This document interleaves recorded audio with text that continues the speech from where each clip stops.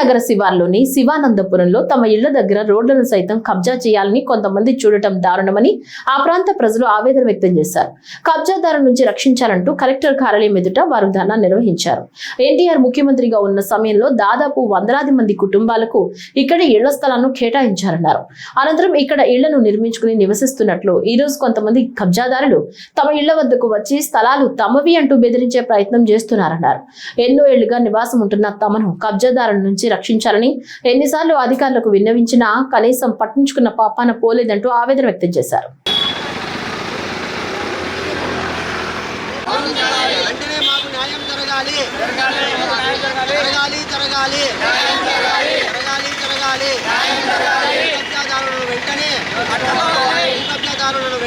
మా రోడ్డును మాకు కబ్జాదారుల నుండి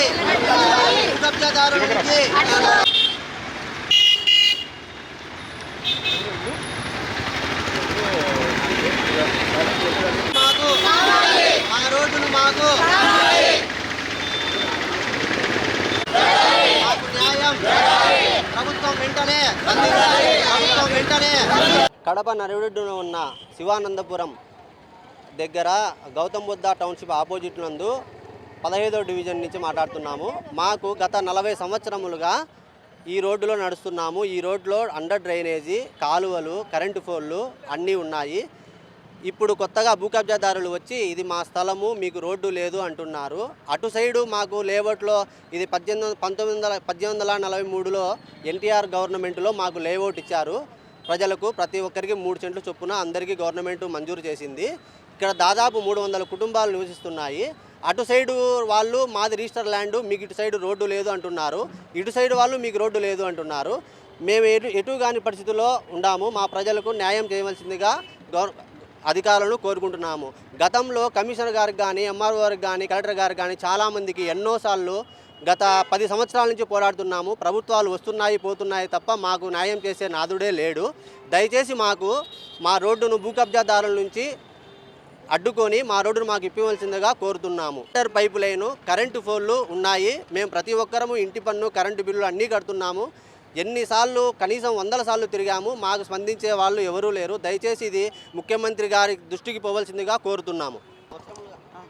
మేము 40 సంవత్సరములుగా అదే రోడ్డులో మేము తిరుగుతున్నామండి. గౌతమ్ బుద్ధ టౌన్షిప్ ఎదురుగా ప్లేఅవుట్లో ఉన్నాము మేము. మాకు రోడ్డు ఇప్పుడు లేదని భూ కబ్జాదారులు వచ్చేసి అరికడుతున్నారు, లేదంటున్నారు. మేము 10 ఏళ్ళ నుంచి రోడ్డు కోసము కమిషనర్ గారికి అయితేనే, కలెక్టర్ గారికి, అందరికీ, ఎంఆర్ఓ గారికి అందరికీ సబ్మిట్ చేసినాము. కానీ మాకు ఎటువంటి న్యాయం జరగడం లేదు. దయచేసి మాకు న్యాయం జరిగేలా స్పందించండి.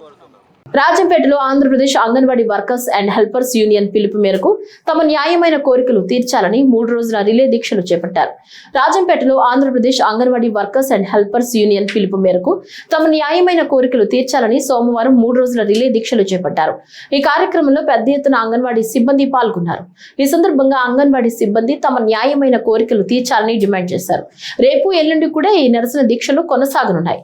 అంగన్వాడీలకు కనీస వేతనం 26,000 ఇవ్వాలని, పెండింగ్ లో ఉన్న 1,810 మినీ వర్కర్లకు క్వాలిఫికేషన్ రిలాక్సేషన్ ఇచ్చి మెయింటెనెన్సర్లుగా మార్చాలని, గ్రాట్యుటీ అమలుకు గైడ్లైన్స్ రూపొందించాలని, వేతనంతో కూడిన మెడికల్ లీవ్ ఇవ్వాలని, అంగన్వాడీలకు సంక్షేమ పథకాలు అమలు చేయాలని, హెల్పర్ల ప్రమోషన్లకు నిర్దిష్టమైన గైడ్ లైన్స్ రూపొందించి అమలు చేయాలని, పెండింగ్ లో ఉన్న 164 సూపర్వైజర్ పోస్టులు వెంటనే భర్తీ చేయాలని, మే నెల అంతా వేసవి సెలవులు ఇవ్వాలని, లబ్ధిదారులకు ఆయిల్, కందిపప్పు క్వాంటిటీ పెంచాలని, మెనూ ఛార్జీలు పెంచాలని, ఉచితంగా గ్యాస్ సరఫరా చేయాలని, ఫ్రీ స్కూల్ బలోపేతం చేయాలని, ఫ్రీ స్కూల్ పిల్లలకు తల్లికి వందనం పథకాన్ని అమలు చేయాలని, 5 సంవత్సరాలలోపు పిల్లలందరూ అంగన్వాడీ సెంటర్లో ఉండాలని జీవో ఇవ్వాలని, ఫ్రీ స్కూల్ పిల్లలకు సాయంత్రం స్నాక్స్ ఇవ్వాలని వారు డిమాండ్ చేశారు.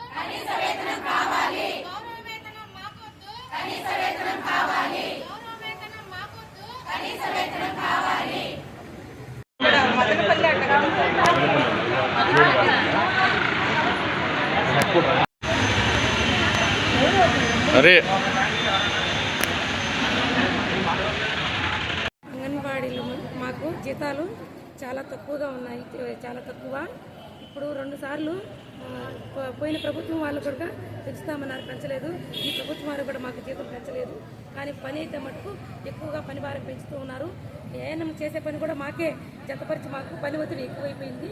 అదిగాక 10వ తరగతి క్వాలిఫికేషన్తో మాకు అంగన్వాడీ పోస్టులు మాకు ఇచ్చి బీటెక్ ఎంటెక్ చేసిన వాళ్ళ క్వాలిఫికేషన్తో మాకు సాఫ్ట్వేర్ పనిలాగా మాకు చేయించుకుంటున్నారు. ప్రతి రాత్రి 10 వరకు మాకు ఆన్లైన్ పని వరకు అయితే చేయించుకుంటున్నారు. హార్డ్వేర్ సాఫ్ట్వేర్ 2 చేయాల్సి వస్తుంది. దానికి తగిన జీతం మాకు ఇవ్వడం లేదు. దయచేసి మా కష్టానికి తగిన, మా శ్రమకు తగిన జీతం మాకు ఖచ్చితంగా 26,000 ఇవ్వాలని కోరుకుంటున్నాము.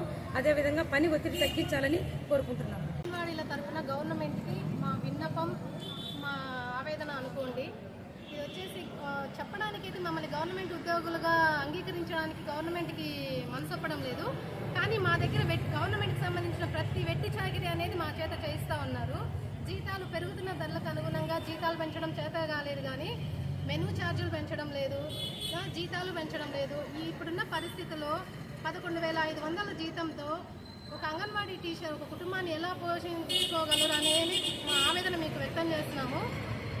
దీని గురించి మాకు జీతాలు పెంచాలని, మా పని భారాన్ని తగ్గించాలని మేము గవర్నమెంట్ని విన్నవించుకుంటా ఉన్నాం సార్.